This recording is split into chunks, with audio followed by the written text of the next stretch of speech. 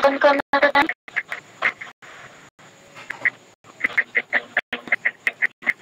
start na ko.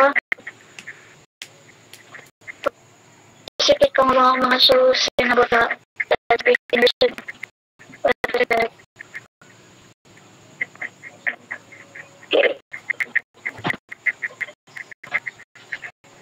Assalamualaikum warahmatullahi ta'ala wabarakatuh. Good evening, everyone. Okay, before we're going to start our discussion, let us first have a prayer. Okay, who can lead a prayer? Me, ma'am. Okay, thank you. So let's start. A'udhu billahi minash shaitanir rajim. Bismillahirrahmanirrahim. Alhamdulillahi rabbil alamin. Arrahmanirrahim. Maliki yawmiddin. Iyyaka na'budu wa iyyaka nasta'in. Ihdinas siratal mustaqim. Siratal ladzina an'amta 'alaihim ghairil maghdubi 'alaihim waladdallin. Amin.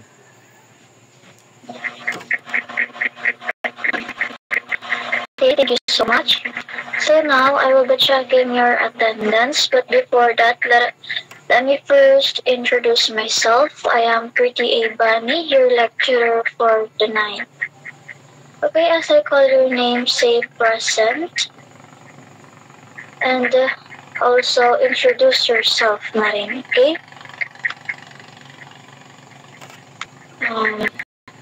Miss Managang Mel Ainiza. So, Assalamualaikum and good evening. And I am Mer Ainisa B. Managang and live in Bungaw and currently live in IPHO Bungaw, Tawi-Tawi. So, my hobbies is reading the book sometimes and watching K-drama. And my skills is magaling naman sa football. That's all po. Okay, thank you so much, Miss Managang. Okay, Miss Viola Norhana. Present, ma'am. So, good evening. My name is Norhana J. Bayrula, 20 years old, currently living in Kahapan Street, Bungaw, Tawi-Tawi. So, I love sketching and drawing po. Yun lang po, ma'am. Okay, thank you so much. Miss Sally Sharia. Hello, Mom, and good evening. My name is Sher Sally, and I live Lamiyong, Bungaw, Tawi-Tawi. And my habit is watching K-drama, and my skills are I'm playing badminton. Okay, thank you so much. Miss Momil Fatima Kozar.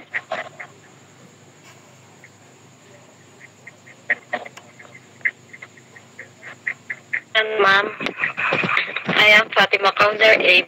Mamin, currently living in Santagit, Bungaw, Tawi-Tawi. And I am 20 years old. My hobbies is I love writing and watching K-drama. Yun lang. Okay, thank you so much. Miss Wahid Angela. Good evening, ma'am. I am Angela Wahid. I'm 20 years old. I live in Kasanyangan, Bungaw, Tawi-Tawi. My hobbies is watching movies and also K-dramas. Yun lang. Okay, thank you so much, Miss Wahid. Miss Hatae Shinawata.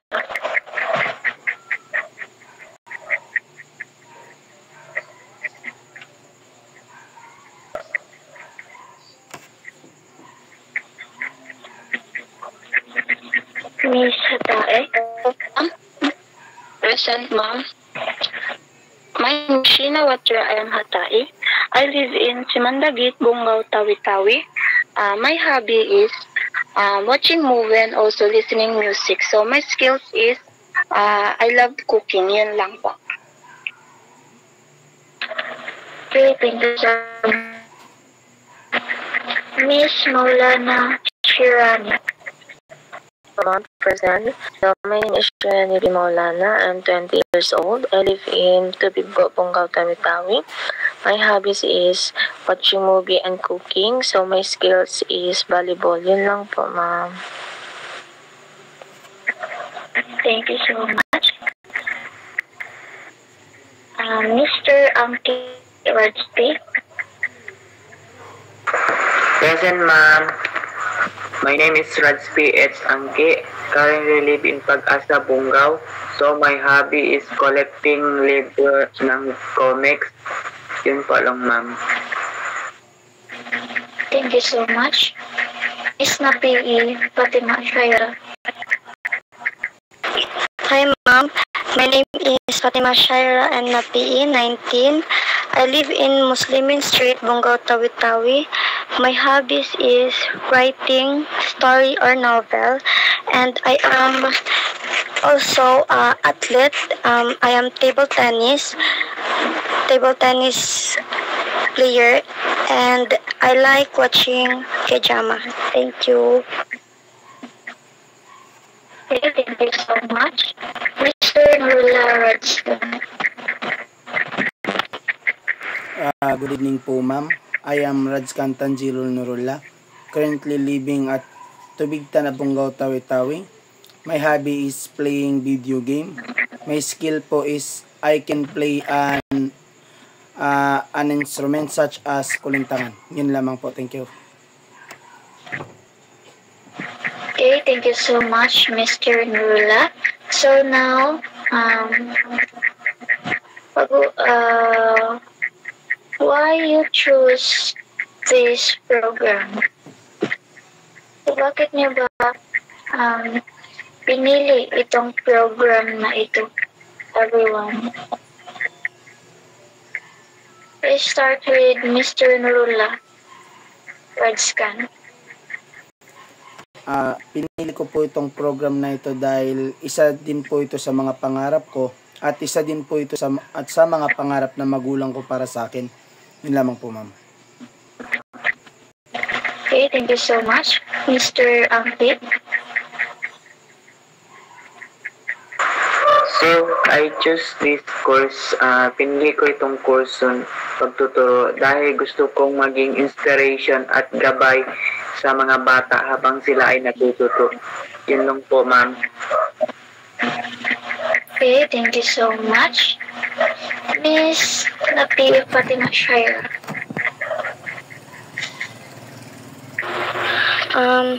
I choose this course because ever since I really want to become a teacher and I want to be a role model sa mga bata at to share my knowledge sa kanila. So, yan lang po. Okay, thank you so much. Miss Malana Sharon. Yes po, ma'am. I choose this course, ma'am, because gusto ito ng mga magulang. Kaya gusto ko din. And para makatulong din sa mga bata. And that's all. Thank you, ma'am. Okay, thank you so much. Miss Hatae Shinawatra. Yes, Mama. So I choose this program. Also, this is my dream course and also my dream course ng family ko. That's why tinupad ko lang. And that's all. Okay, thank you so much. Miss Wahid Angela. I choose this program, ma'am, kasi pangarap ko po to and also pangarap po din to ng parents ko. Okay, thank you so much. Miss Momil. I choose this course po kasi ito po yung pangarap ng mga magulang ko and also gusto ko din po mag-teach. Yun lang po. Okay, thank you so much. Miss Sally Sheria. Hello po, Ma'am. So I choose this program because there's so many opportunities and I want to build mine and build it enhancing my experiences. Okay, thank you so much, Miss Viola Norhana. So, I choose this program po, ma'am, kasi po, this is my dream po since I was a kid, and also my mother po is a teacher, and gusto ko po tapusin kung ano yung sinimulan niya. Yan lang po. Okay, thank you so much. Miss Managang Malainiza. So, pinipili ko po yung kurso na to is dahil pangarap ko po at pangarap din ng magulang ko para sa akin, at yun lang po. Thank you so much. Okay. So, since tapos na, proceed tayo sa discussion natin, which is the role of AI in learning. So, since we're talking about the AI, Ms. Wahid, what does AI stand for? Artificial intelligence po, ma'am. Okay, very good. Artificial intelligence. And yung AI, no, sa napapansin natin, we all know na yung AI is nagiging big part na siya ng pamumuhay natin pang araw-araw, especially sa atin as a student or as a future educators. So, nagiging malaking ambag si AI, no, sa everyday life natin. So, sa own experience natin or sa own, kumbaga, ano yung magbabago or mangyayari, no, in the future, like for instance 10 to 15 years from now, ano na yung naiisip nyo na pwedeng ma-develop, no, with the use of AI? Ano na yung pagkakaibang mangyayari sa mundo natin? Naiisip niyo ba? Pero ba yung naiisip na something na hindi pa nag-exist ngayon? Anyone?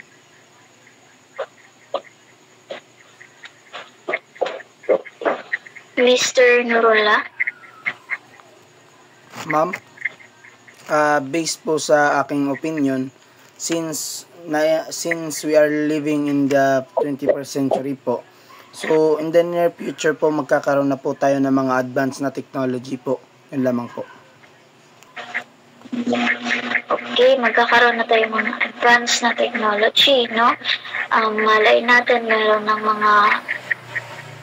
may mga teacher na robot, ganyan. So, yun yung kumbaga minsan na pumapasok sa isipan natin, no, with the, yung super na pag-evolve ng AI. Yung powerful ni AI, no?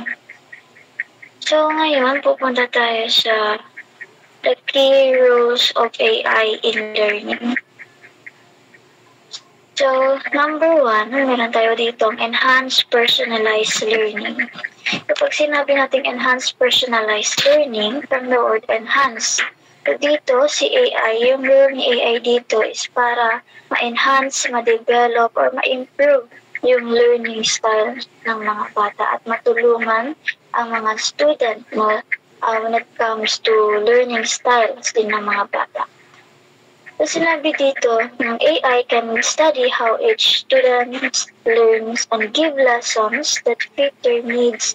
It helps students learn at their own pace.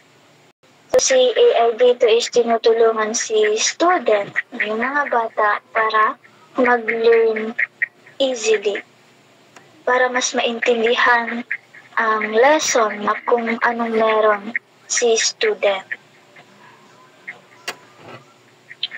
So, meron tayong adaptive learning. So, dito sa adaptive learning, AI tools like learning apps, no, can change lesson based on how well a student is doing. So if you find something hard, it gives easier exercise. If you do well, it gives more challenging one. So dito sa adaptive learning, yung role ni AI dito is para mag-provide ng lessons, para mag-provide ng kumbaga tools like learning apps sa mga student na nahihirapan intindihin yung lesson na meron sila. So like for example dito, kapag nahihirapan yung mga student na mag-operate ng mga computer, kung ano yung dapat na gawin, ano yung dapat na unang gagawin doon sa paggamit ng computer, so hindi alam ng mga student. So dito sa adaptive learning, si AI, nagpo-provide siya ng like for example, mag-research tayo doon sa YouTube ng video tutorial kung paano ba gagamitin yung computer na iyon. So magpo-provide si AI ng kung ano yung lesson na kung ano yung pangangailangan ng mga student na connected doon sa lesson na mayroon sila.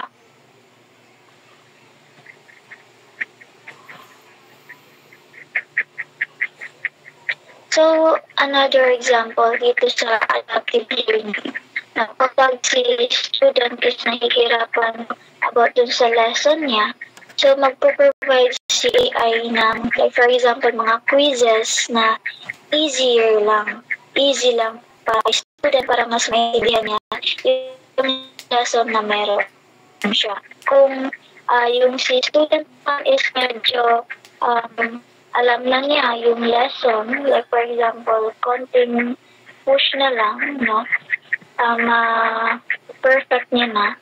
So si AI is magbibigay siya ng mayroong challenging na, for example, exercises, mga ganun, para mas ma-boost or ma-enhance yung learning ng mga student. So proceed tayo sa targeted feedback. Dito sa targeted feedback, yung AI gives instant feedback or comments on your work. So it tells you what you did right or wrong, so you can fix it immediately. So dito sa targeted feedback, ito yung feedback ni AI or comment ni AI sa kung anong task or kung anong exercises, or like for example, binigyan ka ni teacher ng task and hindi ka kumbaga confident doon sa answer na meron ka. So pwede mo ipa-check kay AI kung ano yung mga mali mo doon. For example, pinagawa kayo ng reflection paper. So yung reflection paper na yun is ikaw yung mismong nag-construct ng reflection paper mo at hindi ka confident sa mga grammars, sa mga punctuation marks mo, sa mga spellings, ganyan.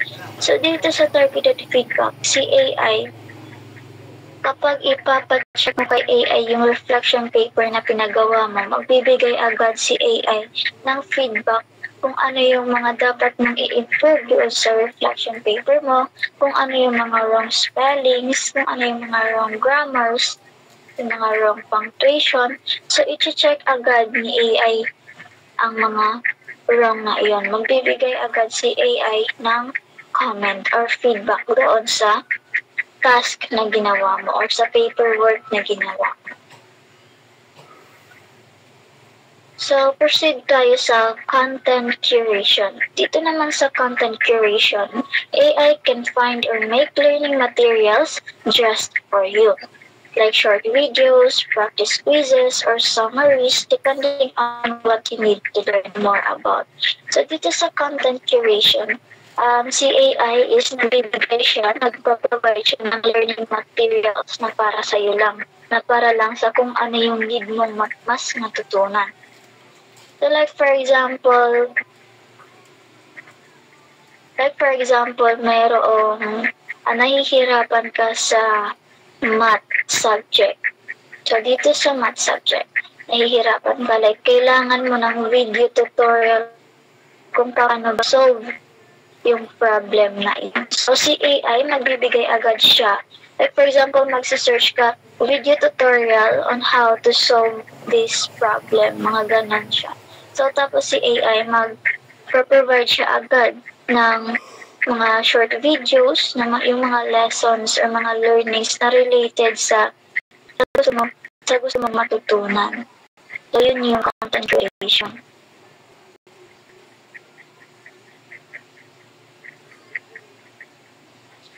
So, proceed tayo sa number 2. Since tapos na tayo sa number 1, which is the enhanced personalized learning, and na-discuss na rin natin yung mga types na dito, which is the adaptive learning, targeted feedback, and the content curation.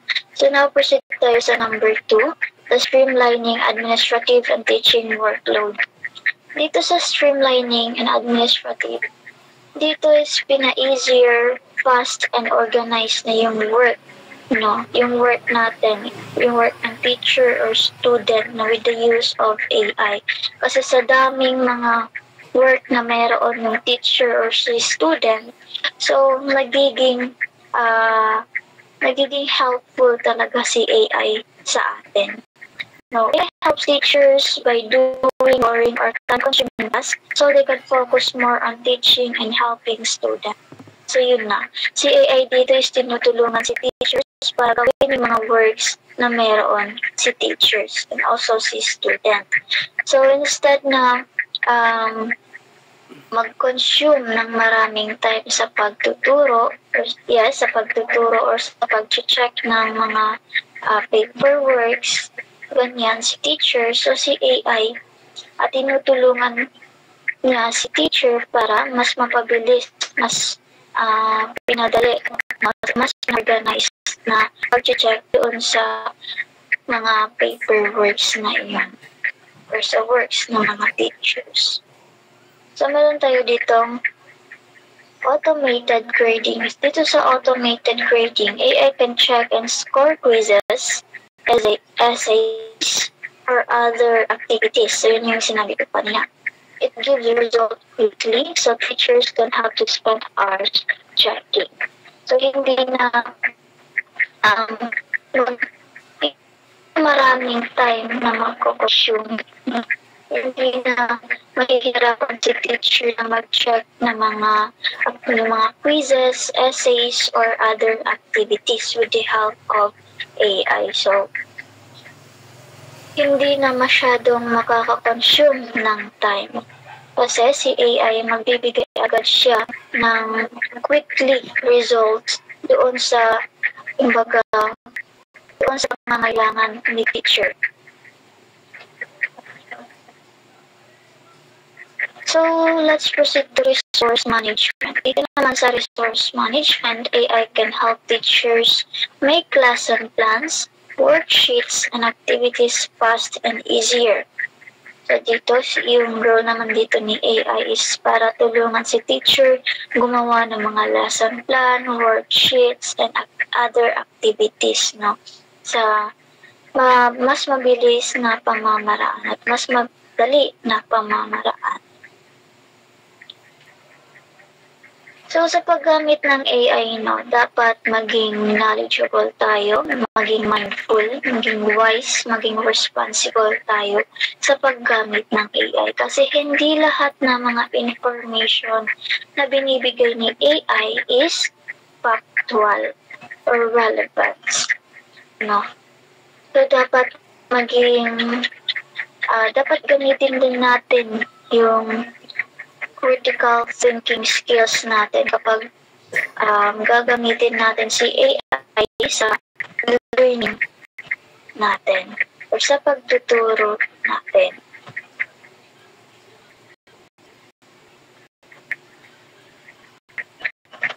So, kung may mga kung may advantage si AI, so meron din itong disadvantage, no? So, since yung AI, yung artificial intelligence, is tinutulungan si teachers maggawa ng mga lessons easier and para mas maintindihan at mabigyan ni si student ng mga learning tools na pwedeng magamit ni student sa pag-aaral niya. No, yung mga learning tools na mabisang mas maintindihan ni student yung lesson na meron siya. Meron din ito like sa paggamit ng AI. If students use AI the wrong way, like copying answers or relying on it too much, they might forget how to think and solve problems on their own. So yun na nga, kapag medyo nagre-rely si student sa paggamit ng AI, na pwede itong maging problema sa kanya. Like hindi na niya nagagamit yung critical thinking or problem solving skills na meron siya. Kasi nagre-rely or doon na lang siya kay AI umaasa. So dapat gagamitin natin yung AI in a right way. So yung mga challenges na meron tayo dito. Challenges and ethical dilemmas of AI in education. So dito, sinabi dito na even though AI helps a lot, there are still some problems that teachers and schools need to be careful about. So kahit daw nakakatulong si AI, like maraming naitutulong si AI sa atin, no? About sa education, about sa learning. So meron din itong problem na dapat i-consider natin. Okay? First dito is sa academic integrity and critical thinking. So ito yung mga problem na dapat natin iwasan sa paggamit ng AI. So dito sa academic integrity and critical thinking, AI tools like ChatGPT can do many tasks that students used to do by themselves. So this makes learning easier but can also cause problem. So ito na yung problem sa paggamit ng AI like ChatGPT. Oo, nakakatulong siya sa paggawa ng mga maraming task na meron tayo. Pero kapag like si AI na lang yung pinapagawa natin, kapag kinukuha lang natin yung information na pinoprovide ni AI, like hindi tayo nagko-construct ng own ideas natin, so magiging problema yun, no? Magiging problema yun. So this makes learning easier but can also cause problems. So yun na yung, for example, dito yung problem is the plagiarism and authenticity. Okay, the plagiarism and authenticity, some students might copy their work from AI instead of doing it themselves. So yun na yung sinabi ko kanina. No, instead na sila yung mag-construct ng own idea nila, kinakopy lang nila ito sa AI. So this makes it hard for teachers to know what students really learn. So yes, nahihirapan si teacher na i-analyze yung student niya kung own understanding ba talaga ni student yung mismong ginawang task na iyon. Sa mismong ginawang task na iyon. Okay. Next is over-reliance. So dito naman sa over-reliance na, if students depend too much on AI, they might stop practicing their thinking and problem-solving skills. Over-reliance, so means nagre-rely na talaga si student na doon sa AI to the point na hindi na nila nagagamit yung thinking and problem-solving skills na meron sila. Kasi every time na may task, every time na meron silang task na dapat sagutan, so pupunta agad sila kay AI para pasagutan ito. And sa pamamaraan yun, like hindi nila na-enhance yung pag-iisip nila. Kasi ginagamit nila si AI para pasagutan or ipagawa yung task na meron sila instead na sila yung gagawa. So, nagiging problema yun sa paggamit ng AI kasi mostly kasi sa mga student is ganun yung ginagawa. So, proceed tayo sa number 2. Then na tayo sa number 1, which is the academic integrity and critical thinking. Ngayon naman is number 2 about equity, bias, and data privacy. So dito, using AI also has problems about fairness and keeping student information safe. So dito sa paggamit kasi ng AI, no? Yes, nagkakaroon din ng problem kasi if gagamit tayo ng AI, like for example, kapag yung AI na yan is nagko-collect siya ng mga data, like yung mga Gmail account natin para makalagin tayo doon sa AI na yon. So, in that case, no, kapag gagamit tayo ng AI, yung privacy or yung personal information natin is nagko-collect niya. So, nagiging problema yon. No? So, meron tayo ditong algorithmic bias. Dito sa algorithmic bias, AI learns from human data. And if that data is unfair, AI can also become unfair. It might give better results to some students than others. Excuse me. Sorry. So, dito sa algorithmic bias, dito for example, may pinagawang reflection paper si teacher. So, dun sa reflection paper na yon, so since si teacher, nagpapatulong siya kay AI para mag-check ng mga paper activities, no? Sa mga paper activities na yon. So, some handwritten kasi ng mga student is hindi masyadong naiintindihan. So, si AI, nahihirapan siya sa mga handwritten na medyo hindi naiintindihan, no? So, sa paggamit ng AI, nagkakaroon ng kumbaga unfair kasi kahit maganda na yung sagot mo doon sa reflection paper na meron ka or doon sa essays na meron ka, so si AI, kapag hindi niya naiintindihan yung handwritten mo, so possible na bibigyan ka rin niya ng mababang score, no? Yun yung nagiging problema sa paggamit ng AI. So, dapat kapag magpapatulong tayo kay AI, dapat i-double check din natin na yung answers ng mga bata para hindi maging unfair naman sa iba. The next is digital divide. Not every student has a computer or internet at home.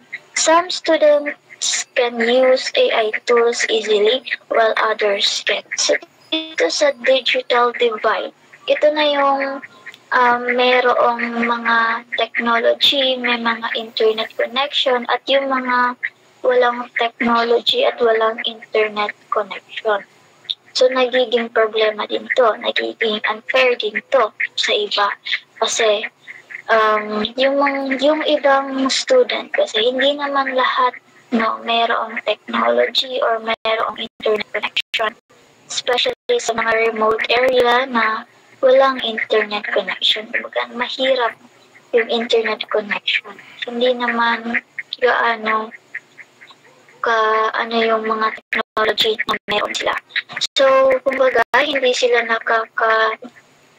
nakakasabay sa flow ng pagtuturo. Kasi alam naman natin ngayon, since yung technology na nag-evolve na siya ng sobrang bilis, so kikisabay din yung flow ng learning na meron tayo.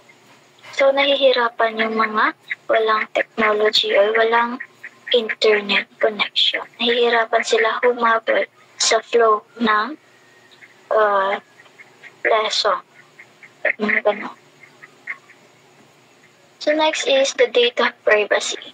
Data privacy AI collects personal data like names, grades, and attendance schools need to make sure this information is kept.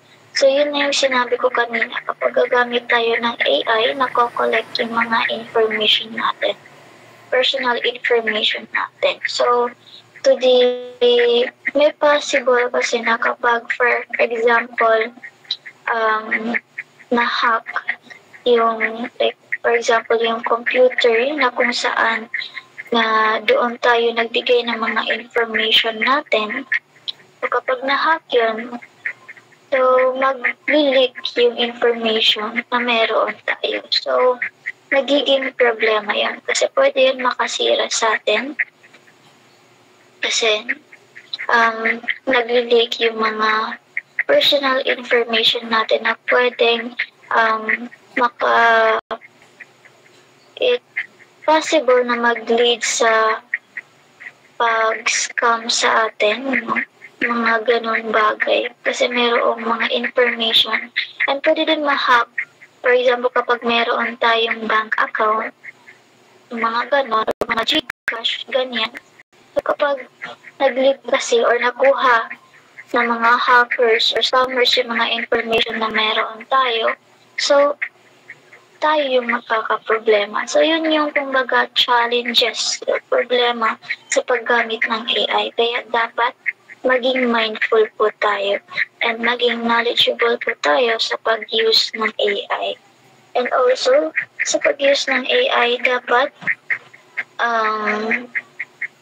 hindi natin ito siya i-abuse ng paggamit ng AI kasi tayo lang din naman kumbaga malulugi sa huli kasi tayo yung walang learning.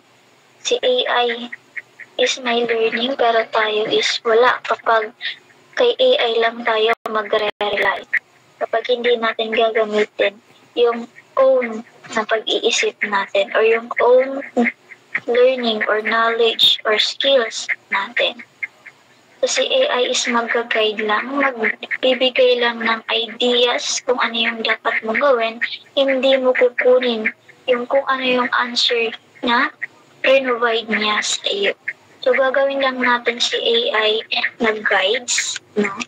And also, para mas madali natin maintindihan ang isang bagay. Hindi yung madali natin gawin ang isang bagay. Magkaiba kasi yung madaling maintindihan at madaling gawin. Okay? Madaling gawin yung task kasi ika-copy-paste then pass. And it compares sa madaling maintindihan, which is, kumbaga ginagawa mong learning tool si AI para mas madali mong maintindihan yung lesson na meron ka. Hindi yung madali mong gawin yung task na meron ka. I hope nag-gets niyo yung point ko. So, magre-recap tayo. So, the role of artificial intelligence in learning. So, ano nga ba yung role ng artificial intelligence in learning? Anyone? Ako po, ma'am. Okay, Mr. Angki. The role of artificial intelligence, ito po yung pagpadali ng trabaho ng mga guro. Like mga paggawa ng mga PowerPoint o pag-check ng mga paper. Yun lang po, ma'am. Okay, para padali yung mga work ng mga teacher. So, anyone? Another? Ako, ma'am. Okay, Miss Bayrula. The role of AI po is to guide the student. Tinutulungan nila yung student sa yung mga kailangan ng mga students. To guide lang po, nag-guide sa mga student. Okay, thank you so much. So, nag-guide sa mga student para mas madaling matutunan ang isang bagay. Okay, meron pa ba? Okay, wala na.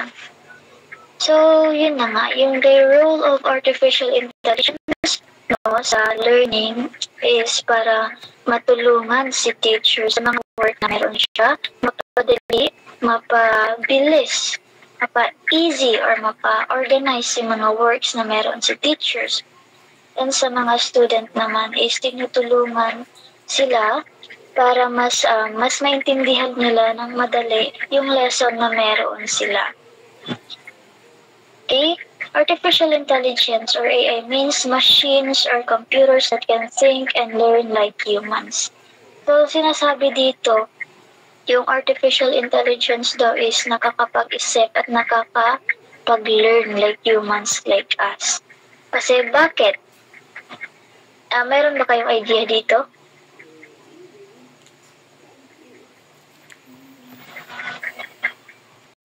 Ma'am, Okay, Mr. Nurullah. based po on my opinion po, kaya po nagle-learn din po yung mga AI po.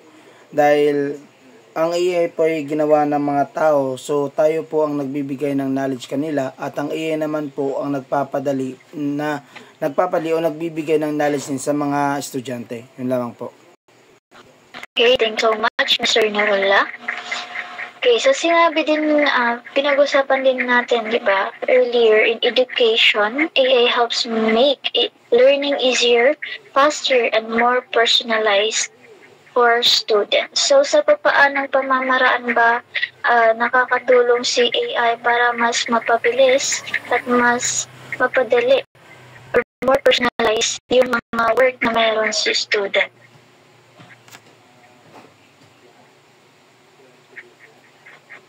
So, based sa own experience nyo, paano ba nakakatulong sa inyo si AI para mas maintindihan nyo na mabuti yung lesson or task na meron kayo? Ma'am? Anyone? Sino yun? Mr. Redscan? Norla? Po. Sige. Napapadali po yung mga yung pag-aaral po natin bilang estudyante dahil po sa mabilisan itong masummarize. Yun lamang po. Okay, mabilisang masummarize kasi hindi talaga natin maiiwasan, no? Yung mga pagkahaba-habang lessons. So, with the help of AI, pwede natin itong ipasummarize sa kanya at lang yung mga important term na nandoon. Okay? Very good. Thank you so much. So, it can check quizzes, give instant feedback, and create lessons that match each student's level. So, tama nga naman, no?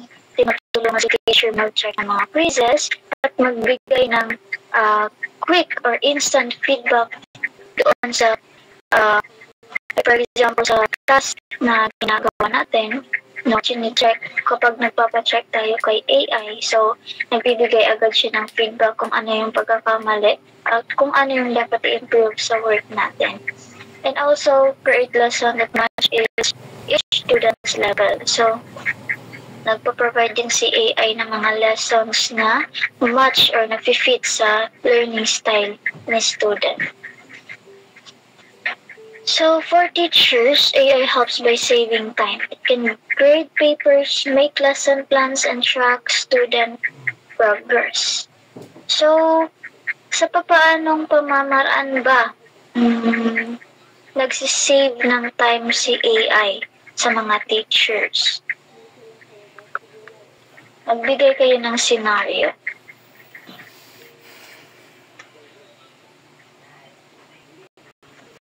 Paano ba nagsisave si AI ng time ni teacher kapag gagawin ni teacher yung mga work niya sa papaanong pamamaraan?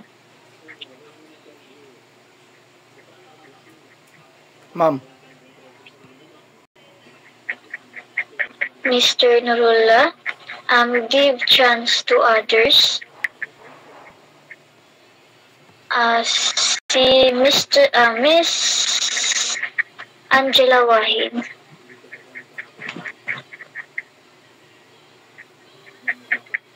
Ma'am, pwede po pakiulit yung tanong? Okay, so paano ba nakakatulong si AI para i-save yung time ni teacher sa like for example, sa pag-check ng mga works dito? Like mga quizzes, mga ganun. So, sa papaanong pamamaraan nakakatulong si AI para i-save yung time, para hindi masyadong ma-consume yung time ni teacher. Halimbawa, ma'am, sa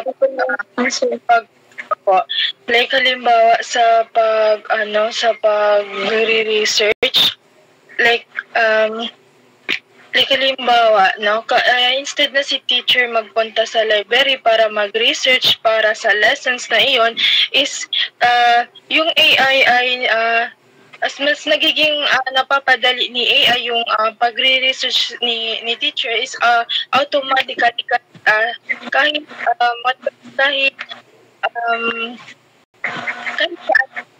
hindi na kailangan ng library kasi yun lang po. Okay, thank you so much. Very good. So, about naman sa pag-research, no? So, sabi nga ni Miss Wahid, instead na pumunta sa library para gumawa ng mga, for example, na lesson para ituro sa mga bata, no, para mag-research ng more information about sa lesson na meron siya. So, si AI is nag-give siya agad ng quick, no, more information about sa lesson na meron si teacher. So, yun yung ibig sabihin ni Miss Wahid. Okay.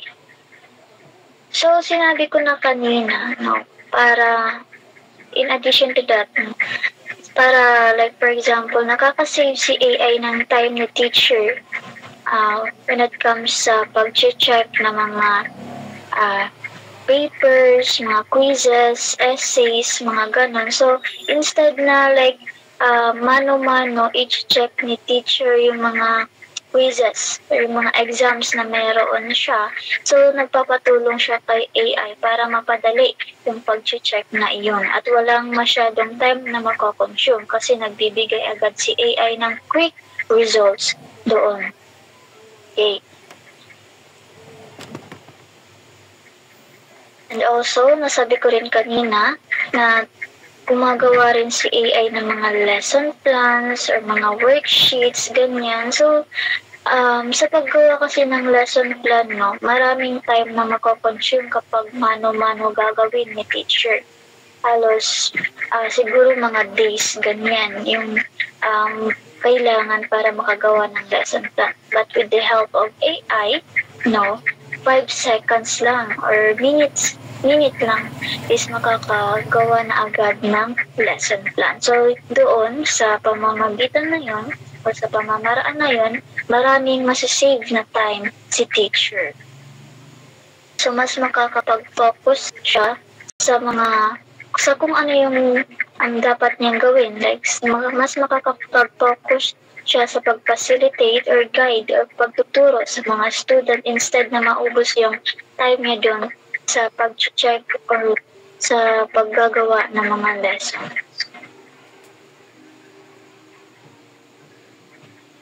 Okay, however, sinabi dito, AI also has challenges such as students becoming too dependent on it, unfair system or bias or problems with data privacy.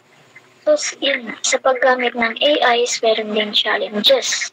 No, nagiging dependent kasi yung mga bata kay AI. Kumbaga, hindi na nakakagawa yung mga student sa sarili nilang pamamaraan kasi nagiging dependent na sila kan AI. Kumbaga, sa AI na talaga sila nagre-rely.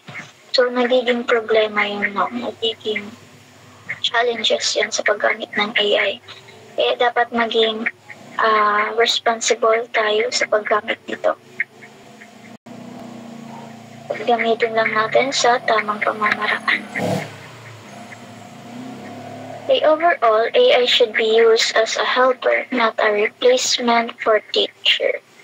Okay, AI used as a helper, not a replacement for teacher. So, ano yung pagkakaintindi nyo dito?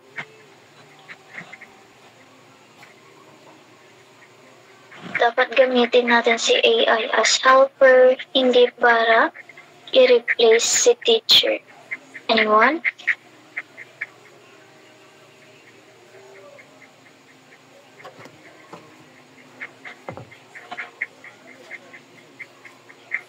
Okay, Mr. Mula, parang gusto mong sumagot. Ma'am,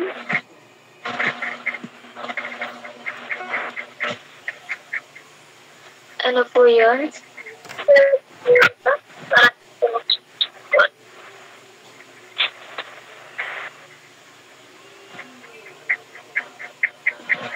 Mr. Narula, Ma'am, unfortunately po sa tanong na po na to, wala pa po akong kasasagot. Ako po, ma'am. okay, Mr. Angki.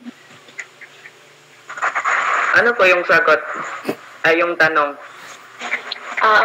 Okay, yung tanong po is, yung AI daw, sa paggamit ng AI, dapat gamitin natin siya as a helper, hindi po para i-replace si teachers.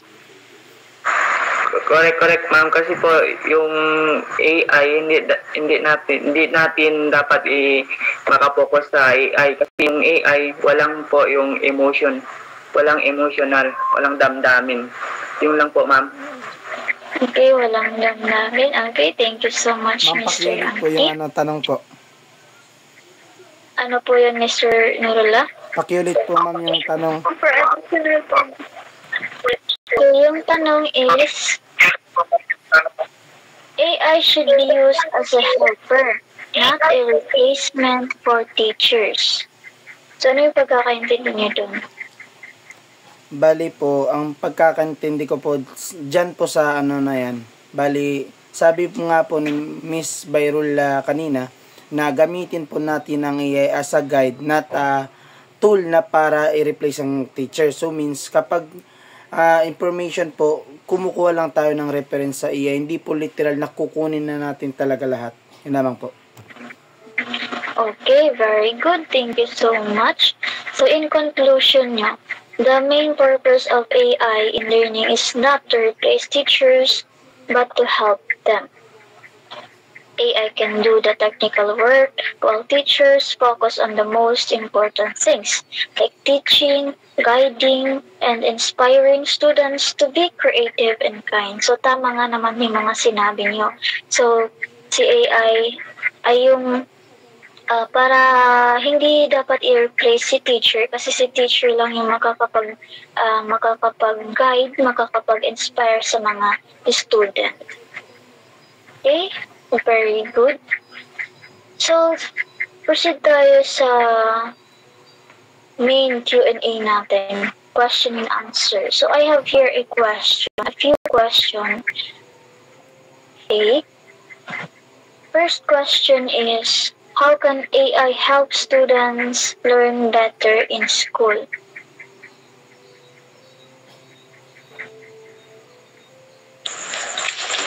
Okay, ulit po yung question, ma'am. How can AI help students learn better in school? So, yung AI is nakakatulong din sa mga student, especially kapag nagbibigay yung guro ng question which is hindi alam ng student, is humingi siya ng example sa AI or sa ChatGPT is, diba, nag-provide yung ChatGPT, then doon is yung student na naiintindihan niya na kapag nagbibigay na si ChatGPT o si AI ng information na which is connect sa sa tanong niya. Yan lang po, ma'am. Okay, thank you so much. So, yung point ni Ms. Manahan doon, kapag nahihirapan siyang intindihin, like for example, yung instruction na meron doon sa task na pinapagawa sa kanila na teacher, so pwede siya mag-ask kay AI para i-explain or elaborate ito ng mas understandable, no, sa kanya. So may mga hindi talaga natin kasi maiiwasan, no? May mga question na hindi natin medyo maintindihan dahil siguro sa mga words na ginagamit na sobrang lalim yung mga ganong bagay. So, we can ask AI, no, para mas i-explain sa atin kung ano ba yung dapat na gawin doon sa task na yun. So, yun yung point ni Miss Managang doon. Okay, thank you so much, Miss Manakam. So, anyone? Meron pa ba? Okay, ma'am. Okay, Miss Berla. Okay, ma'am. AI po is big help tulad naming mga student. So, di po kasi ma'am maiwasan, like tulad ng mga teacher po is magbibigay sila ng instruction po na hindi natin maintindihan. So, nagagamit natin po yung AI para mas ma-elaborate pa yung instruction na binibigay ng teacher. So, AI po is a big help tulad sa amin ng mga student. Okay, thank you so much, Miss Laimila. Meron pa ba? Ma'am, additional lang po. Okay. So, yung Wala na? AI po, ma'am, is a helpful tool for student because it provide quick answer explanation. Ito ay is madali natin na maintindihan yung mga hindi natin alam, yung pinibigay ng mga teacher, like yung mga question na hindi natin alam. Yun lang po, ma'am. Okay, thank you so much, Miss Maulana. So, proceed tayo sa question number 2 kung wala nang mag-additional answer. So, question number 2, why should students not depend too much on AI when doing their assignment? Why should students not depend too much on AI when doing their assignments? Ako po, ma'am. Okay, Miss Mohammed. So, ang AI po ay isang guide lang po sa atin or tool. Pero ang pag-iisip po ng mga bata at pag-unawa ay hindi dapat papalitan po. Yun lang po. Okay, so guide lang si AI at hindi dapat. Okay. So, yung sinasabi ni Miss Mamil, no, para kung bakit hindi tayo dapat mag-depend sa AI is, like for example, para mas maka-construct tayo ng own ideas na meron tayo. No? Kumbaga, si AI is igagay lang tayo kung ano yung gagawin or tuturuan lang tayo in an easiest way sa lesson na meron tayo. Pero hindi dapat natin gawin ito na, for example, mismong utak natin, no? Kasi yung mga information kasi na binibigay ni AI is dapat intindihin lang, hindi yung gagawin mo ng sarili mong answer, kumbaga. Hindi yung ika-copy-paste mo then pass, ganon. So, yun yung ibig sabihin or ginimin ni Miss Muamil. Okay, thank you so much. Meron pa ba? Why should students not depend too much on AI when doing their assignments? Ako pa, ma'am.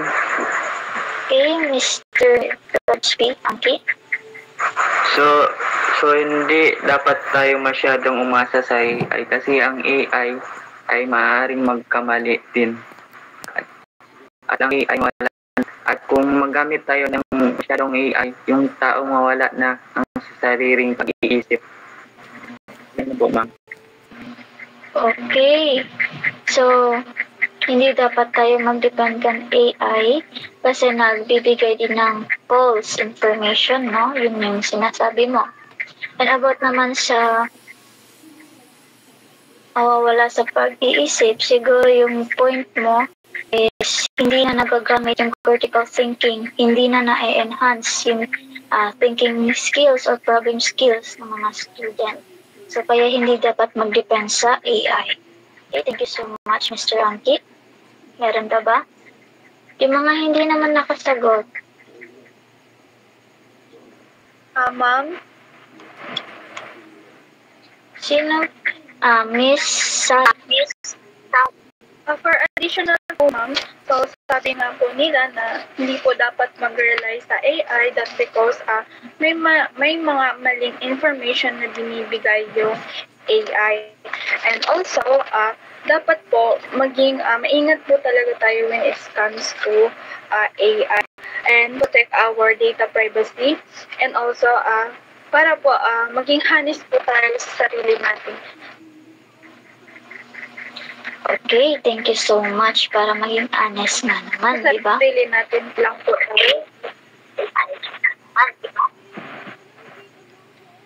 Okay, thank you so much. Very good. So proceed naman tayo sa next question. So how does AI make a teacher's job easier? So napag-usapan na ito kanina.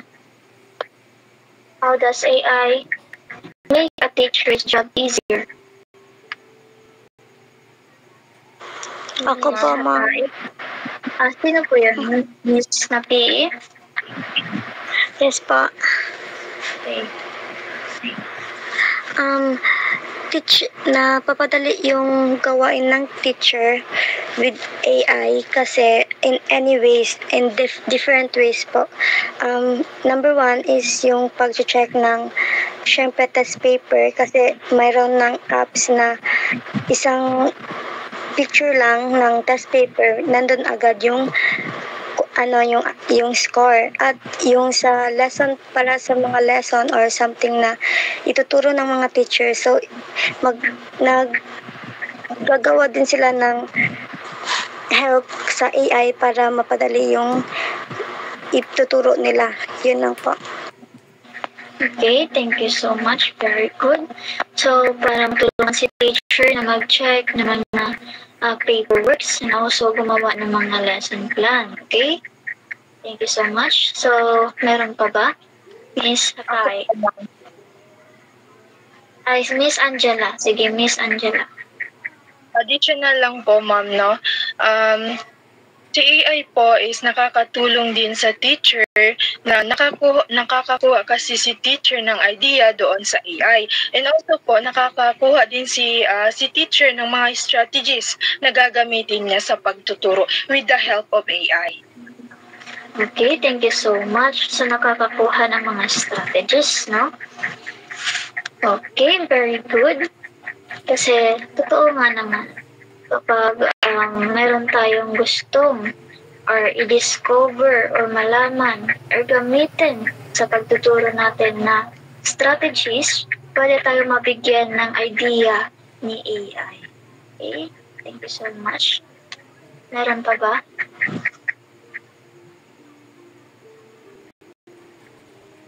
Proceed tayo sa question number 4. Why is it important to keep student information safe? Opo, ma'am. Okay, Miss Managa. Dahil po yung information is mahalaga para sa atin, hindi lang sa student, para sa lahat ng tao. Dapat i-keep ang information na safe. Kung baga, huwag tayo magbibigay ng mga information na yung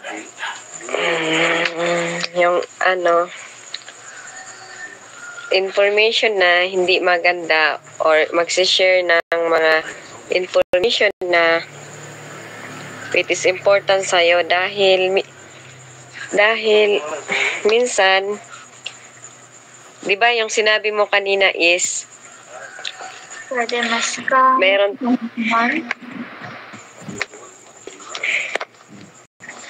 dahil yung sinabi mo kanina dapat yung information is naka-safe.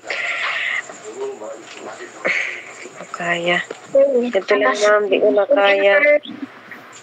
Okay. Okay lang yan. Okay lang po.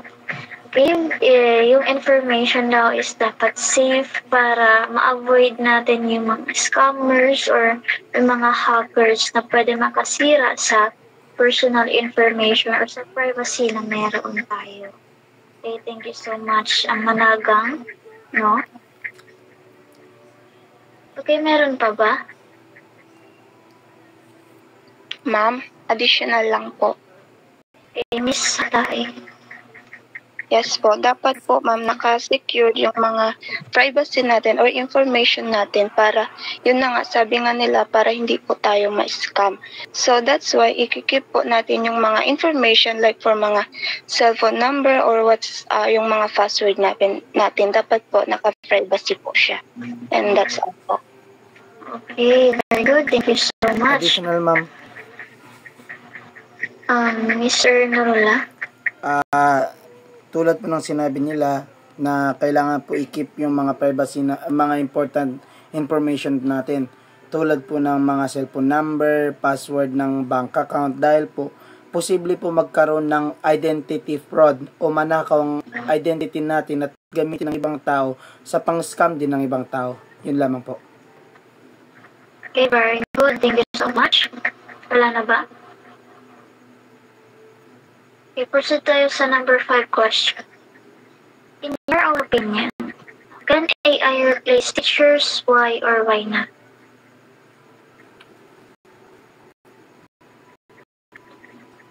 Who wants to Ma'am? answer? Miss Hatae? Yes po. Ma'am, dapat po, hindi po tayo dapat i-replace yung AI. Sabi nga po, yung AI, ito lang po, kumbaga, yung tour guide lang, ay tour guide. Oo, tama naman po. Tour guide.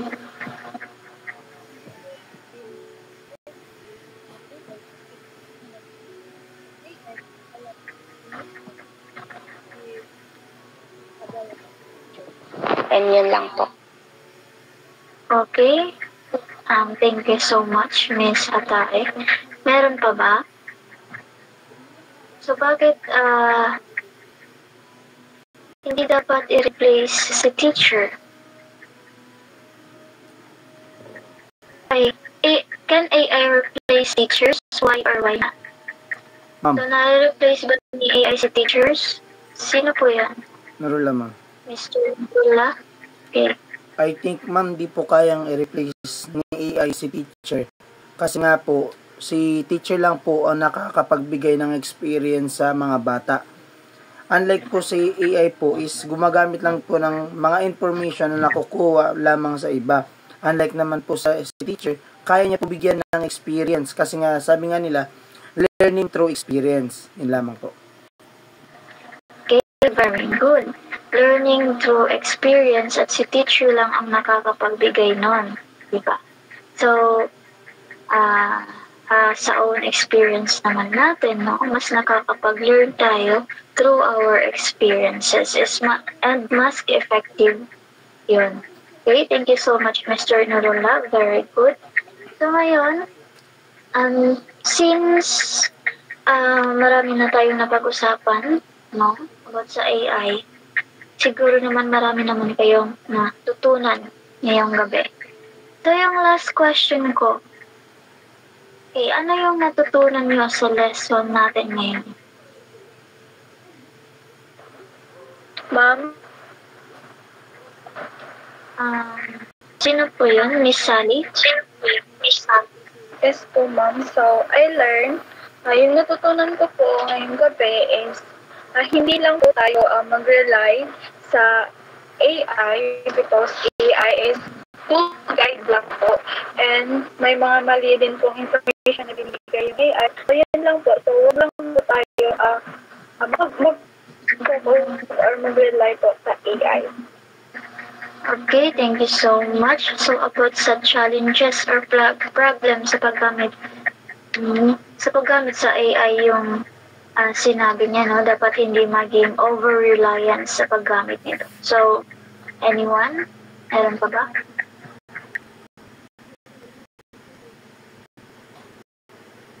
Ma'am, Okay, Mr. Nurullah. sa akin naman po ang natutunan ko ngayong gabi po is wag talaga tayo mag-rely sa AI kasi nga di po nagagamit natin ang ating critical thinking po sa pag-solve ng mga problem tulad po ng activity po na binibigay ng mga teacher. Yun lamang po. Okay, thank you so much. Very good. Sino po yan? Bayrula, ma'am. Miss Bayrula. Okay, Miss Bayrula. So, ang natutunan ko po, ma'am, is kung paano i-use yung AI in a proper way po. And, yun lang po. Okay, thank you so much. So, dapat gamitin si AI in a proper way. So, anyone, meron ba? Mr. Angki? Yes, ma'am. Yung natutunan ko po ngayon gabi sa AI, ito yung positive paggagamit. Ito yung yung AI makatulong sa mga guro or sa students sa pag-check ng paper. Nakatulong din sa paggawa ng lesson plan, worksheet, or learning materials. Yun lang po, ma'am. Okay, thank you so much. So, nakakatulong din siya, no? Yes, very good. So, meron pa?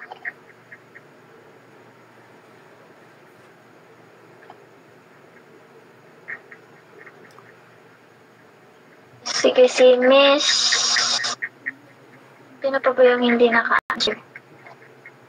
Sige, ikaw muna, Miss na PE.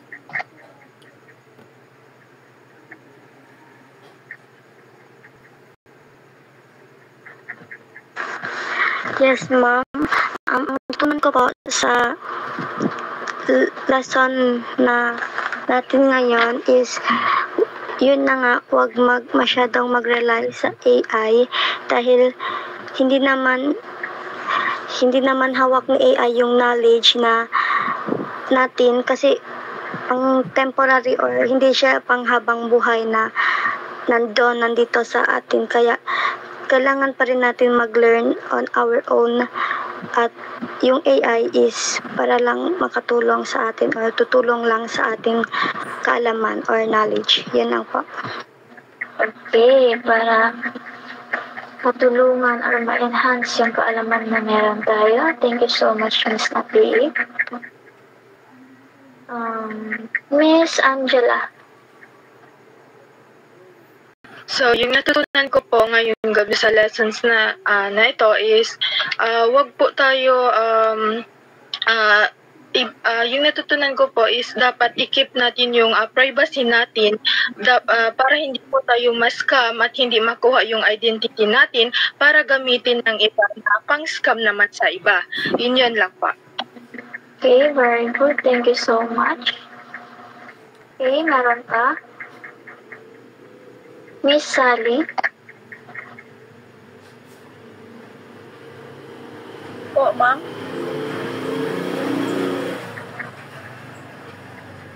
Ano po yung natutunan niyo sa lesson? Excuse, ma'am. I already answered that question po, ma'am. Oh, tapos ka na. I'm sorry. Sorry. Sino pa yung hindi nakasagot? Ako, ma'am. Sino yan? Si Miss Monin. Miss Monin? Ang natutunan ko po is dapat maging mas responsible sa paggamit ng AI. Yun lang po. Okay, maging responsible. Thank you so much. Very good. So, since marami naman kayong natutunan, no? Yung last na ipapagawa ko sa inyo is magpo-provide kayo ng in your own experience. Sino yung mas effective na teacher para sa inyo? Si AI ba or si teacher mismo? Kasi since nagpapaturo naman tayo kay AI, so makukonsider na natin yun na nagpapa-teach. So makukonsider na natin na teacher din si AI, no? Kapag magpapaturo tayo sa kanya ng, kumbaga, responsibly. Hindi yung pinapagawa natin yung mga work natin. So, sa own experience nyo, sino yung mas nagiging effective yung learning nyo? Sa help ni teacher or sa help ni AI? Sino yung mas nagiging effective na teacher? Si AI or si teacher? So, yun yung homework na mayroon kayo. So, wala na bang kayong questions, clarification? None, ma'am. Wala na, ma'am. Okay, since wala na po tayong questions or clarifications, dito na siguro mag-e-end yung online discussion natin. So, I hope magamit niyo yung learning niyo ngayong gabi sa real-life situation niyo. Okay? Dapat maging mindful or knowledgeable, responsible sa paggamit ng AI. Gamitin natin ito para matulungan tayo, makaintindi, hindi para matulungan tayo pasagutan yung mga task na mayroon tayo. Okay?